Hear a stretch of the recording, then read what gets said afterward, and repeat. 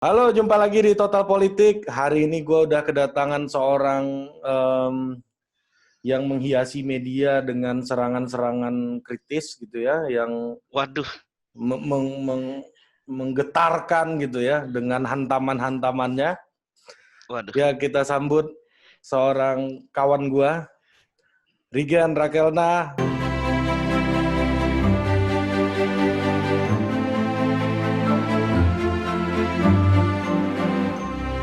Makasih bro. Halo Bang Ari. Iya, gue kira Fahri Hamzah tadi. Satu daerah, tapi satu daerah. Satu Sebelum daerah. kita ke Fahri Hamzah ya kita cari yang mirip-mirip dulu lah. Iya, bisa lah Fahri Hamzah. Lu satu daerah ya sama Bang Fahri ya Gen ya? Satu daerah, tapi beda apa ya? Sebenarnya satu pulau, bukan satu daerah. Jadi sama-sama Pulau Sumbawa kan. Gue di Bimanya, Pak Fahri di Sumbawa. Gitu. Ini Jadi gue ya, mengingatkan gue ngelihat lu Fahri gitu kan, Mamat sama Bahlil gitu. Mamat kan dia selalu menceritakan kedekatannya sama Pak Menteri BKPM itu kan. Bang Bahlil waduh. tuh dulu Iya. ya bla bla bla bla gitu. Banyak banget ceritanya dia. Mamat Kan? Alkatiri. Iya, Mamat Alkatiri. Ya Allah. Selalu membangga-banggakan keluarganya yang orang besar ya emang ya.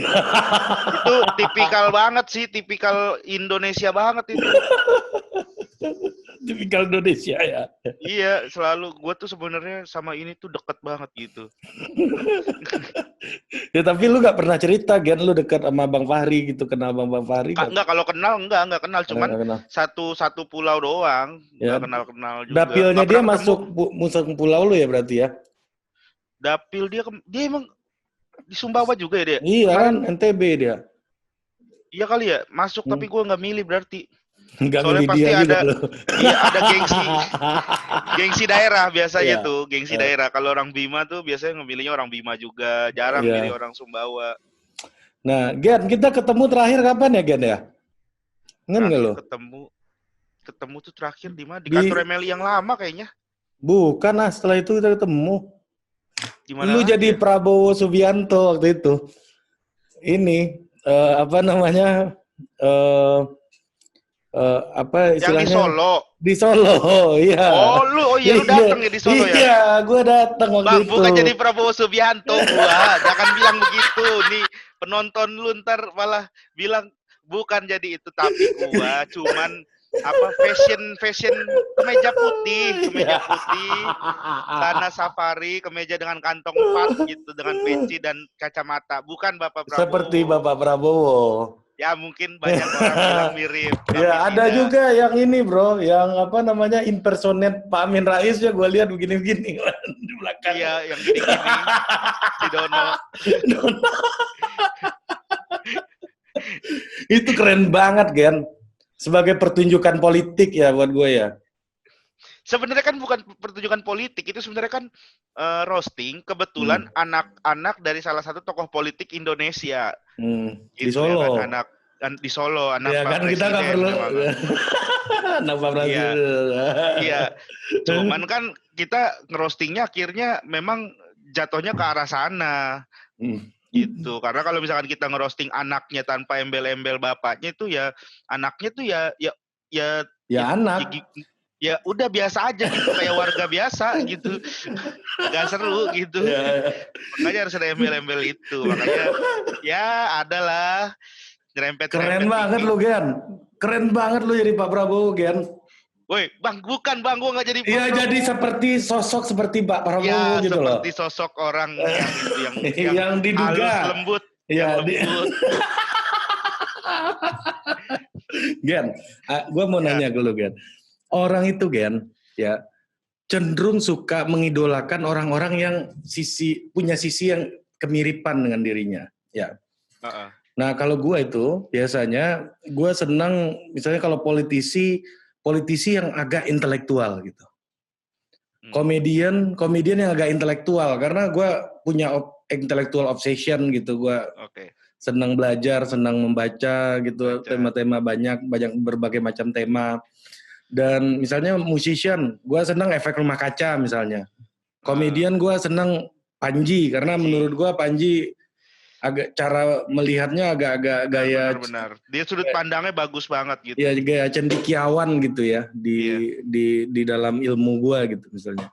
Nah, lu lu memiliki rasa seperti itu juga nggak ngelihat orang lain yang menjadi katakanlah bukan role model tapi gue seneng nih orang nih karena mirip nih ada kemiripan sama gua gitu misalnya.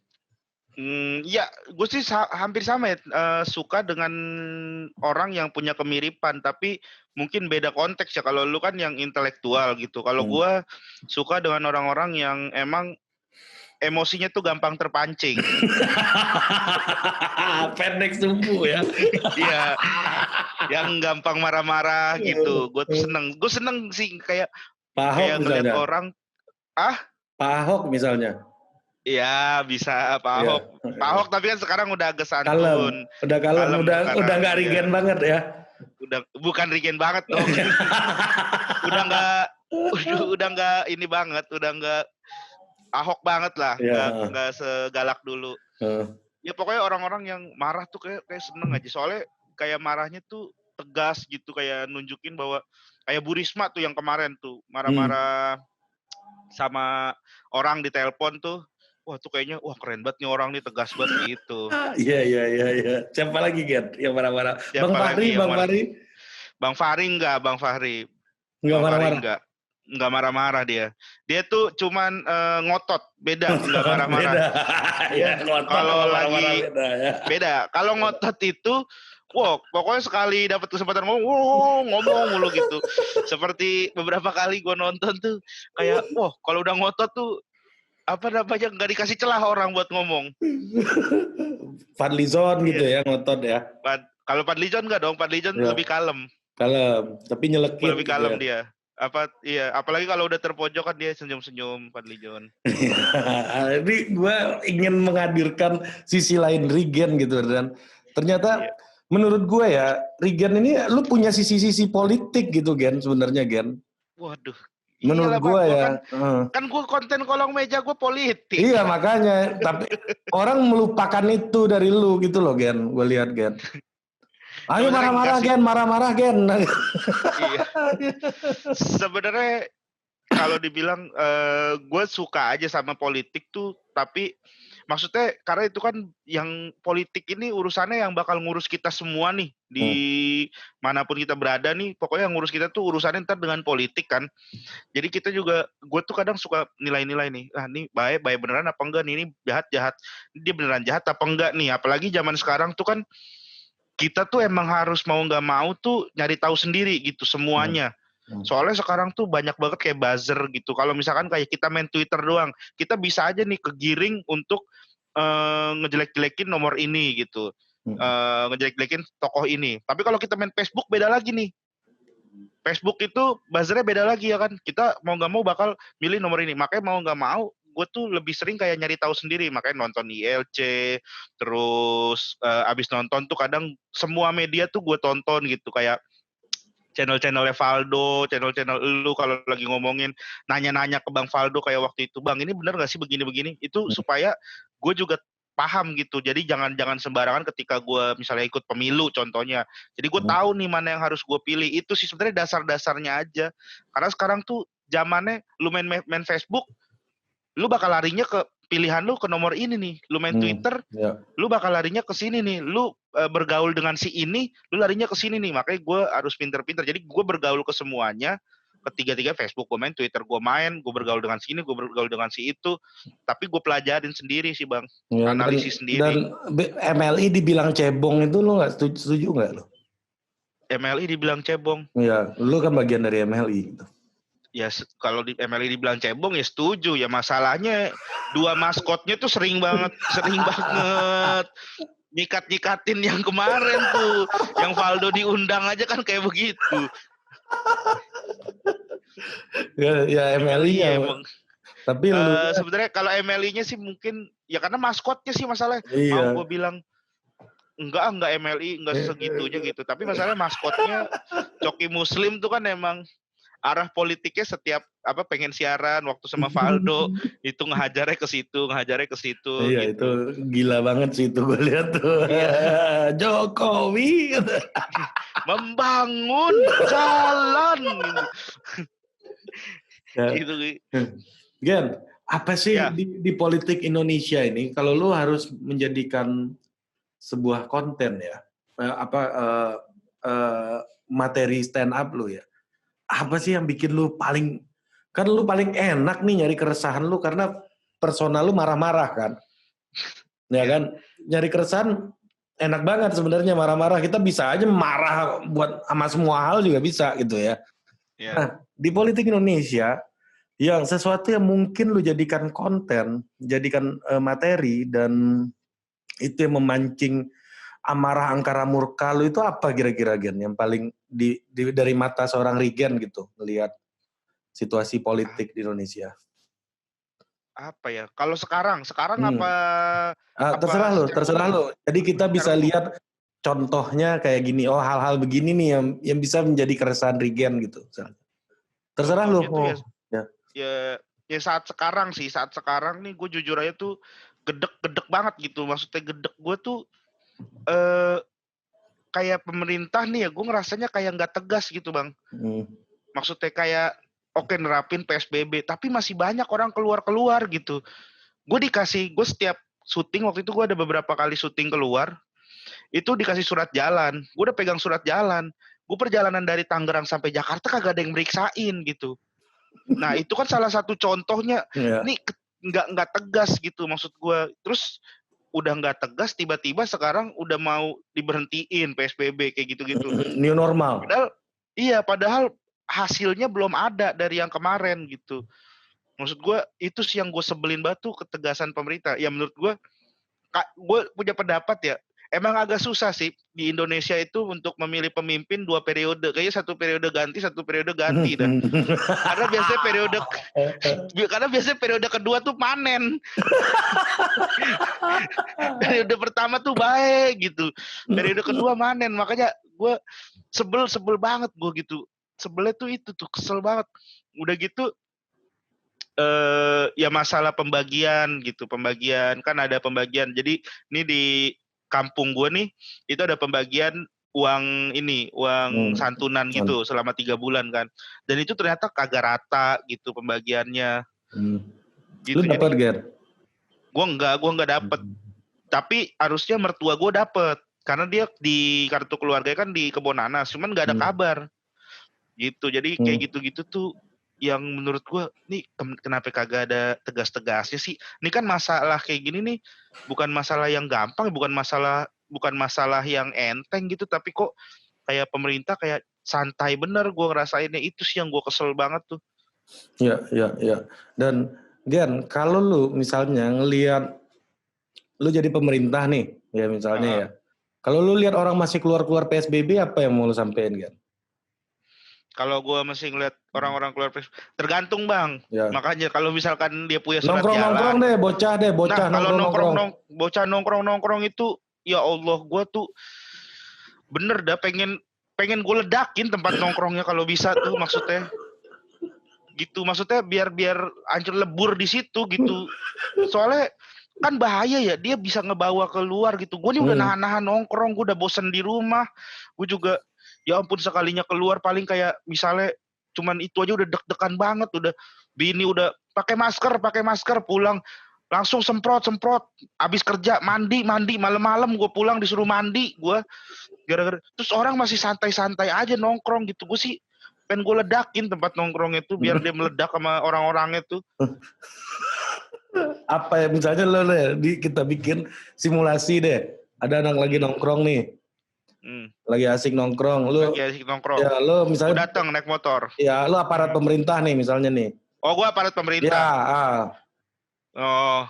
Lo kan punya kekuatan undang-undang nih kan buat ngubarin. Nah coba simulasiin kan. Nah kalau misalkan gue sebagai aparat pemerintah paling suruh ini push up, kalau nggak dikasih hukuman. Kalau nggak disabet-sabetin sih, maksudnya jangan terlalu keras juga ya kan. Paling push up kalian, dasar kalian ini masih nongkrong. Push up, habis itu langsung bawa ke satu tempat emang dikarantina gitu merekanya. Kalian diem di sini. Iya, Iya, jadi dikumpulin tuh orang nongkrong, dikumpulin di satu tempat, misalnya aula gitu. Nah, lu di sini lu selama 2 minggu lu gitu. Biar kapok gitu, biar nggak ada yang keluar lagi. Ya itu benar tuh, ide lu oke juga tuh bro. Kok nggak dikerjain ya begitu ya? Apa? Nggak dikerjain yang begituan. Waduh, kurang tahu itu bang, makanya gue. Iya maksudnya kalau lu aja sebagai pengamat gitu ya, dan katakanlah lu kan nggak in tiap hari dalam isu pemerintahan politik gitu ya. Iya. Lu bisa mikir kayak begitu gitu loh bro. Iya, karena kan sebenarnya bahaya ya, walaupun mereka nongkrong nih, abis itu contoh nih yang nggak pakai masker disuruh push up, menurut gue kalau misalkan dia udah disuruh push up dong, harusnya dia entah ada di tes rapid test kah. Rapid test kan gratis, bahkan swasta lagi yang ngadain rapid test gratis kan. Rapid test gratis. Kan? Apa? Udah pernah tes lo? Belum pernah gue bang. Oh gitu. Jadi disuruh tes nih yang keluar gitu, yang emang nggak mempedulikan dengan corona ini, disuruh tes rapid test, kalau emang dia hasilnya positif gitu, jadi bisa dikarantina. Jadi bukan sekedar push up, bukan sekedar disuruh ngapain, bukan sekedar diajak berantem gitu. Iya. Gan, menurut lu Gan, kalau lu sebagai warga biasa gimana lu? Lihat anak-anak nongkrong itu. Lu naik motor kesel, nih. Bang. Kalau sebagai warga biasa. Iya. Lo omelin nggak mereka? Kalau gue omelin langsung kan gue bisa digebukin ya. Karena gue warga biasa ya. Ternyata lu takut digebukin juga ya. Ya takut bang, misalnya dia nongkrong 4-5 orang, gue sendiri. Paling yang kena sama gue 1-4-nya bisa dari belakang nyerang gue kan.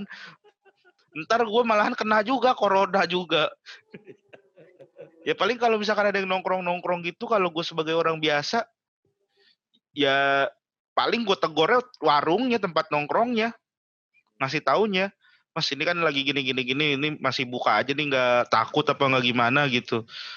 Paling ditegur kayak begitu, soalnya kalau negor orangnya pun paling ntar malahannya jadi, alah so asik lu segala macem. Gue juga anak nongkrong, kalau ada orang tiba-tiba dateng kan paling nggak sebel banget kan, nggak usah dateng, dia ngeliatin aja kadang kan suka berantem kita. Lagi nongkrong diliatin. Paling tegur warungnya aja langsung. Iya ya, itu kan hal-hal sederhana semua Gen sebenarnya. Nah, sekarang lu masih syuting Gen sekarang?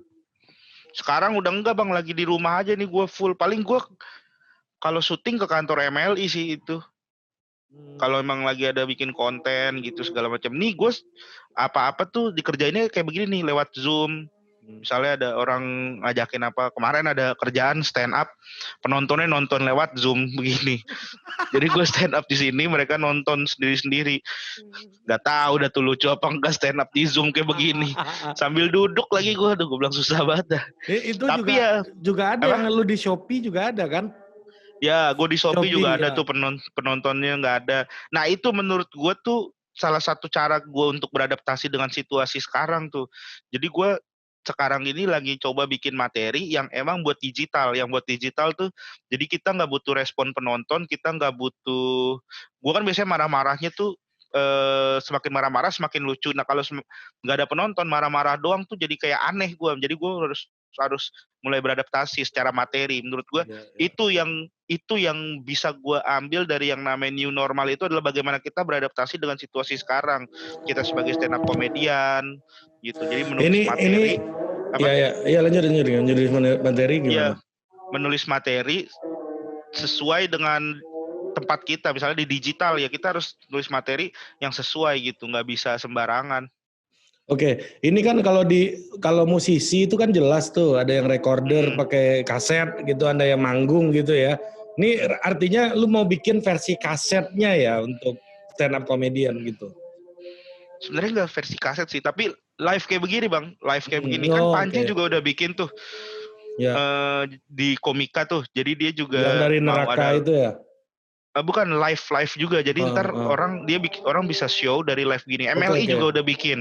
MLI juga udah bikin live streaming. Jadi satu email tuh cuman bisa dibuka sampai satu akun.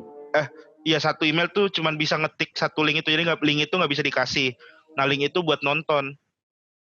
Oke. Itu adalah salah satu cara adaptasi sih menurut gua. Dan itu udah cepet ya lu recovery ya berarti kan ya di dunia stand up comedian nih hari ini. Harus cepet karena kita dari yang awal nih, dari yang pas masuk, pas gue ingat banget bulan apa itu kita meeting ya sama MLI ya. MLI langsung ngajak meeting, gimana nih kita nih sekarang nih udah mulai masuk nih corona di Indonesia. Baru awal-awal masuk corona itu belum nyampe 1.000 ininya penderita aja yang positif, belum nyampe 1.000, bahkan itu kayaknya minggu kedua, minggu pertama kayaknya itu langsung meeting gimana caranya kita supaya bikin tetap ada penghasilan karena nih job banyak di cancelin segala macam. Ya udah akhirnya langsung orang-orang MLI itu nyari cara bagaimana bisa bikin streaming yang nonton cuman beberapa orang dan orang bisa beli tiket. Dan alhamdulillah ternyata dengan kayak begitu kita sebulan ngadain 2 kali. Tapi beda-beda talentnya. Jadi talent MLI itu bisa dinafkahi dari hasil kayak begitu. Minimal gitu. Udah 2 kali kan lu kerjain kan kayak gitu. Gua udah 2 kali. Besok nih yang bulan Juni ketiga. Oke. Dan dari itu awards gitu. Revenue streamnya lumayan, berapa sih harganya tuh tiket? Bagus. Tiketnya tergantung ya, ada yang 50.000, ada yang 75. Paling mahal sih 75 sampai sekarang nih, paling mahal kita masih 75. Oke, ini bisa jadi nih marketnya stand up comedy ini makin gede nih habis ini ya kayaknya ya, karena lebih murah kan daripada yang show live gitu ya. Gua show-nya Panji aja itu kan harganya 1 juta kan. Ya kalau itu kan memang sewa gedung. Kita kan juga mikirin ya, maksudnya secara produksi kita nggak terlalu gede. Paling kita cuman bayar aplikasinya, jadi emang ada alatnya gitu, softwarenya yang emang kita bayar bulanan. Itu terus kita bayar kayak begitu-gitu ya. Jadi pengeluarannya itu dari situ-situ. Jadi kita makanya turunin harga tiket. Dan orang juga kan sebenarnya nonton live gini sama nonton langsung tuh atmosfernya beda banget sih Bang. Jadi emang bakal terasanya nggak sekenceng kayak kita nonton live gitu. Kayak lu aja nonton yang di Solo sama nonton di YouTube kan pasti beda banget gitu kan. Dari situ sih makanya kita harganya kita turunin karena penonton nggak bisa ngerasain atmosfer ketika nonton langsung. Iya, belum lagi yang di Solo kemarin kita masuk dijagain senjata, harus lapor Koramil. Riget nih, materinya harus dilaporin ke Kodam Solo dulu. Jangan bang, ya Allah, Rispo yang bahaya mah gue mah masih aman materinya. Iya. Rispo no yang paling parah banget. Gue mah ngerosting cemilannya. Sama alasan dia kuliah di Singapura itu doang. Nah, itu kayak waktu di Solo itu lu ya gue tahu track record lu Gen, sebagai seorang stand up comedian lu punya kekuatan di roasting dan banyak banget gue lihat pakar-pakar mengatakan kayak gitu. Nah, ada nggak sih perbedaan sendiri ketika lu harus meresearch seorang tokoh politik gitu loh Gen?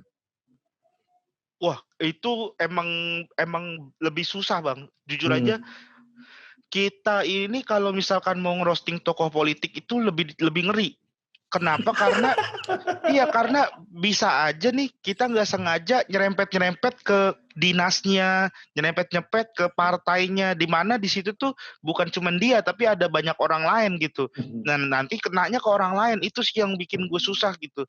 Nah sedangkan kalau artis gitu kan ya udah kita serang personalnya, nggak bakal kena ke manajemennya, nggak bakal kena ke yang lain-lainnya gitu. Secara personal. Tapi kalau kita ngerosting, misalnya kita ngerosting Pak Fahri Hamzah, misalnya contoh nih ya, bisa aja nih ntar gue secara nggak sadar nyerangnya ke kami gitu. Iya. Bisa aja nyerangnya kemana-mana gitu kan. PKS Itu kan malah udah dikeluarin dia. Iya makanya kan udah gak di PKS tapi kan dia ada di itu kan. Oke. Nah gitu bisa aja gue nyerempet ke situ. Itu sih yang bikin ngerosting. Makanya waktu ngerosting kayak Sang Gibran. Contohnya tuh buat penonton, gue nonton semua show-nya Regen tuh waktu itu, keren banget emang. Keren banget. Iya. Jadi waktu gue ngerosting kayak Sang Gibran itu susah banget gue buat nyari celahnya. Karena terlalu beririsan gitu. Ketika gue mau ngerosting mereka berdua doang, itu yang kena ke ini nih, ke bapaknya nih gitu. Ya pasti lah Gen. Iya gitu. Makanya aduh ini berat banget ini gitu. Tapi gue mencoba tetap, walaupun walaupun dia ini, tapi gue ngerosting, jadi kayak gue ngerostingnya masa anak presiden begitu. Jadi gue bukan bapak lu tuh, bukan begitu, tapi masa anak presiden. Jadi gue tetap nyerang personal anaknya. Kayak itulah yang waktu gue sih paling seneng itu gue ngerosting Kaisang yang bilang alasan dia kuliah di Singapura ya. Kalau lu masih inget. Ya, masih. Gak boleh. Gue cuma nanya kan. Kaisang kuliahnya di Singapura ya. Lu boleh buka nggak sini kan? Ya, nggak tahu sih bang, tapi janganlah kayaknya.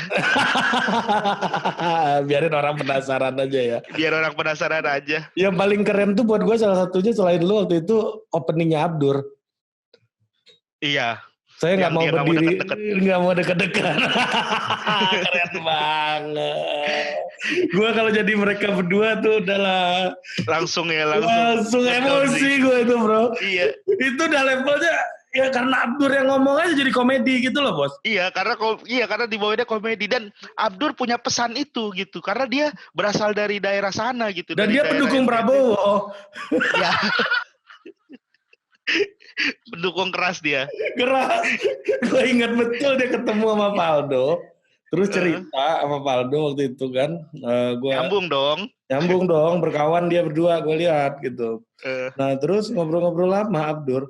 Jadi dia ceritain lah, Pak Faldo ceritain beberapa fakta gitu ya. Yang Abdur nggak bisa terima.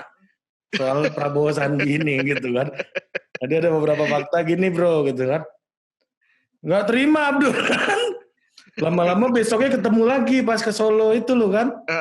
Dia cerita ke gua, si Faldo cerita ke gua. Si Abdur tuh ngamuk-ngamuk pas ketemu Faldo, Abdur bilang gini, "Faldo, saya tidak mau Anda tipu lagi." Sudah cukup kemarin aja saya menipu, Anda menipu saya. itu pas roasting itu pas dia baru-baru pindah kan, lagi gosip-gosip pindah kan?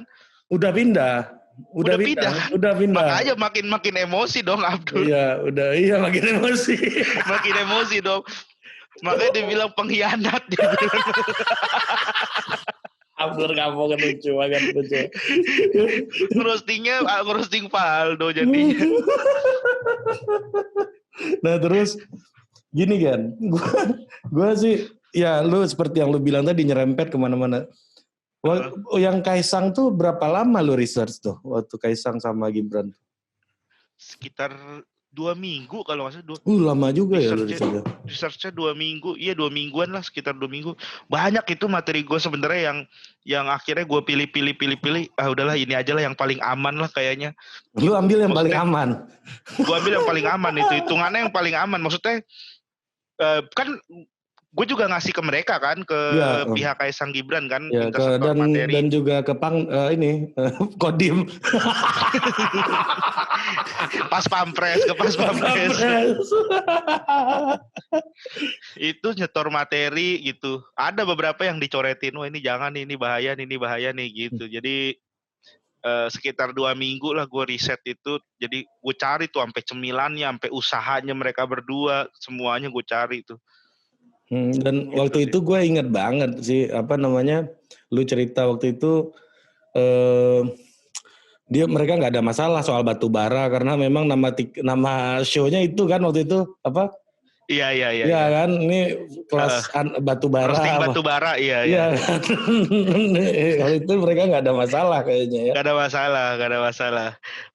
Karena masalahnya di apa sih kemarin tuh? Es campur apa? Bintangnya sih menurut gue lu, Abdur sama Dono 3 tuh.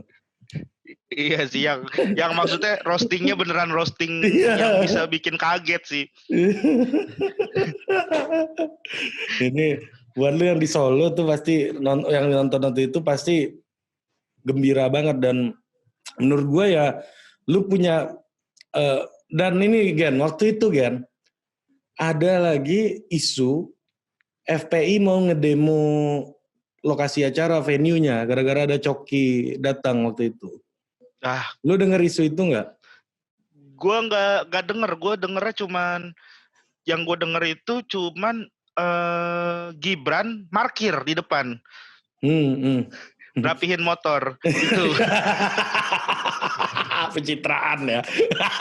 Bang, bukan gue yang ngomong ya. Bukan gue yang ngomong. Bukan gue yang ngomong.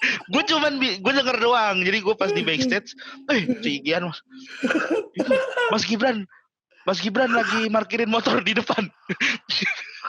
Untung gak masuk gorong-gorong, bro. Gue bilang, wah gila, respect sih gue langsung tuh, Bang. Dan lu memang ngefans ya sama Gibran ya lu ya? Iya Bang, asli. Sama mereka berdua gitu. Kayaknya santai soalnya. Orangnya ya. santai. Itu sih yang gue seneng tuh pas ngerosting. Terus santai. Terus udah habis acara tuh ngobrol, dirangkul gitu. Maksudnya orangnya santai-santai. Ternyata sesantai itu mereka. Kalau dulu-dulu kan kita nggak pernah ada yang bisa nyentuh kan anak presiden gitu. Lu nggak? Itu sih. Lu berharap nyentuh Mas AHY gitu atau Bu Puan? Jangan sih kayaknya. bukan jangan deh, tapi takut sih gue segen karena kan kita nggak tahu ya sosok aslinya tuh gimana. Kalau Kaisang Gibran kan emang di Twitternya lucu, Kaisang kan gitu ya, nyambung gitu aja ya sebenarnya. Nyambung aja, masih anak muda santai. Nah nih Gen, ini mungkin pertanyaan terakhir dari gue nih Gen, buat lo Gen. Gue tahu lo punya lu punya keresahan sebenarnya dalam pembangunan Indonesia gitu ya. Lu sebagai anak Bima gitu ya yang ke Jakarta, kuliah listrik gitu kan. Lu kalau benar nih, Bang. Iya, kalau lu benar nih Gen, sekarang ini udah jadi tukang listrik lo Gen. Udah kerja di PLN gue asli Bang gitu. Kalau BUMN gue udah. Di kerja malah di MLI. Iya. Oke Gen, gue melihat itu, lu pernah bercerita itulah paling enggak sama gue waktu itu. Dan apa sih yang membuat lu yang bisa menyentuh lu suatu hari nanti ya untuk benar-benar terjun mewujudkan apa yang menjadi keresahan lu itu gitu. Mewujudkannya ya let's say lu jadi politician atau lu bikin gerakan Indonesia Mengajar kayak Mas Anies gitu misalnya atau apapun lah. Kan keresahan lu daerah gue nih timpang nih gitu kan, lu pernah cerita itu ke gue waktu itu kan. Tapi gue lihat juga di materi-materi stand up lu nggak banyak keluar sebenarnya gitu. Iya, gue nggak begitu pengen mengeksplor itu sih sebenarnya juga.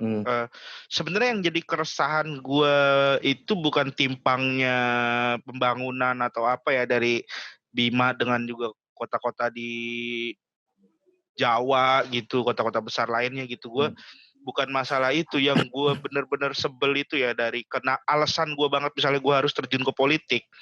Gue tuh pengen memperbaiki sistem pemerintahannya gitu, karena gue punya orang tua dua-duanya PNS dan dua-duanya itu jadi korban gitu, jadi korban politik gitu Bang. Kenapa jadi korban politik? Karena di daerah itu masih banyak banget sistem di mana lu kalau misalkan nggak milih gua waktu pemilihan kemarin, lu besok bakal jadi staff lu besok bakal gua mutasi lu besok bakal ke daerah pelosok lu. Nah, bahkan lu tidak memilih lawannya juga, belum tentu lu milih. Iya, bahkan kan tugasnya birokrasi netral gitu kan? Betul, tugasnya kan netral gitu. Karena Bima itu kan kota kecil ya, jadi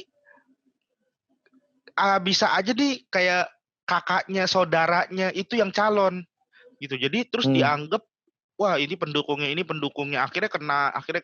Sebenarnya nggak usah kayak gituin deh. Kenapa sih nggak dilihat aja secara kinerjanya gitu? Kenapa sih harus orang misalnya tiba-tiba dia tuh insinyur peternakan tapi disuruh megang kebudayaan bagian gitu misalnya. Iya, kebudayaan, bagian informatika kalau nggak kayak gitu.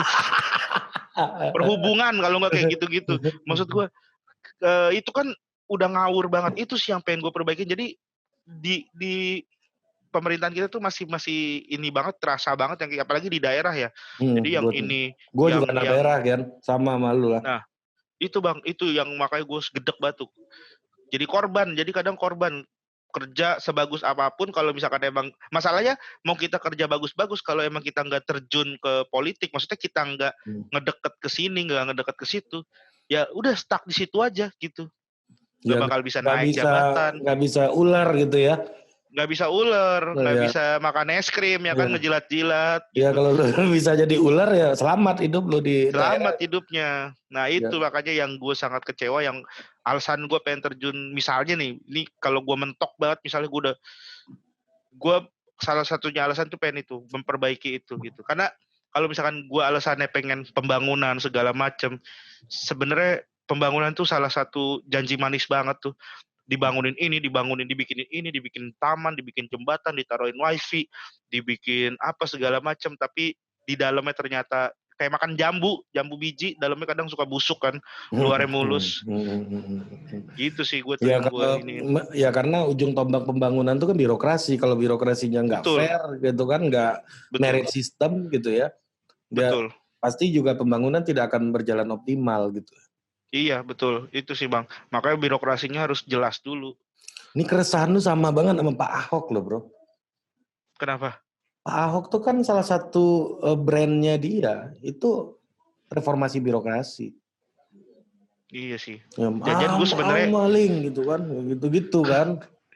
iya Ya iya. kan, kita kasih Betul gaji itu ya. tinggi aja, ya, fresh graduate di DKI 12 juta katanya kan. Itu kan mulainya Mm-mm. Pak Ahok.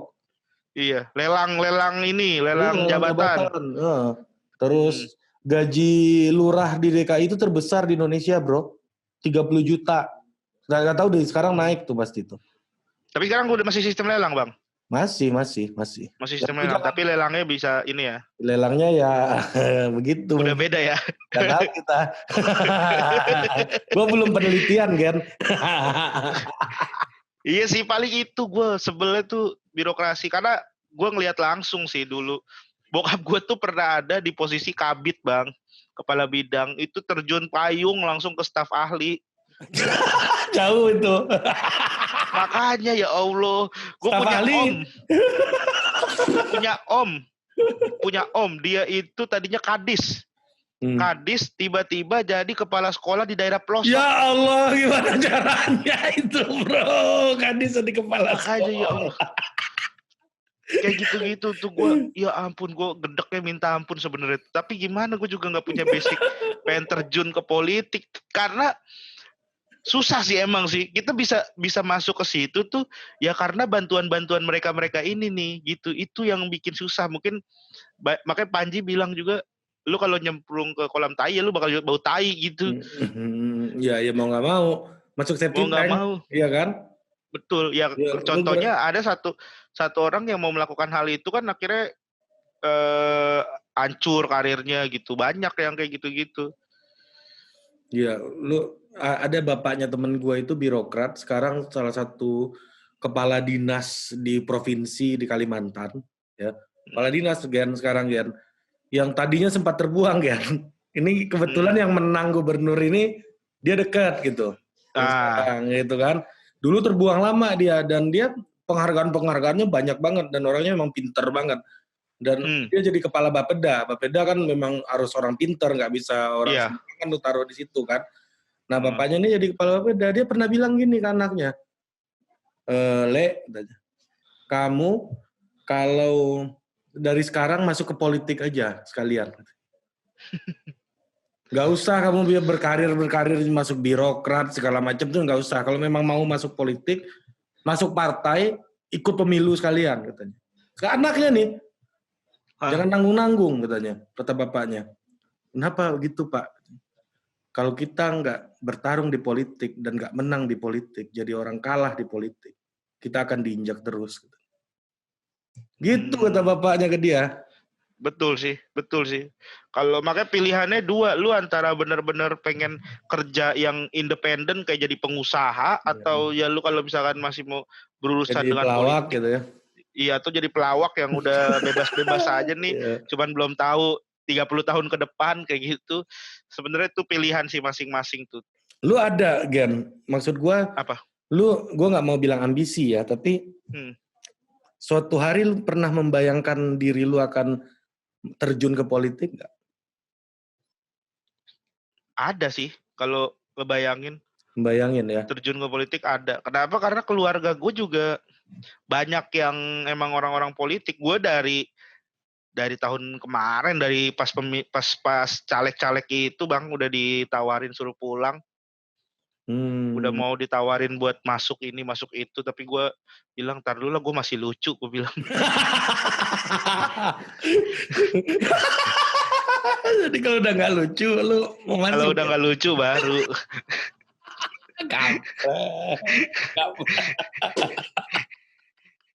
Itu jadi caranya. Itu alasan yang bagus, Gar. Apa? Itu alasan yang bagus untuk menolak, Bos. Ya besok kalau gue diajak juga sama orang masuk politik, ya enggak lah, gue masih pinter, kata gue. Iya gitu. Terus mereka terima, oh gitu, ya udah deh, nggak apa-apa deh. Kenapa dia nggak mikir gitu ya? Maksud Anda? Terinspirasi dari lu kan. Alasan ini bisa dipakai banyak orang. Iya. Oke, terima kasih banyak Rigen udah bergabung di sini. Sama-sama, Bang. Dan bercerita banyak soal keresahannya. Dan gua harap lu masih mau diundang Gen di sini, Gen. Siap, Bang. Gua kalau misalkan ada lagi ntar berangkat kita. Oke, makasih untuk pemirsa Total Politik yang udah bergabung. Produced by Total Politik and powered by haluan.co.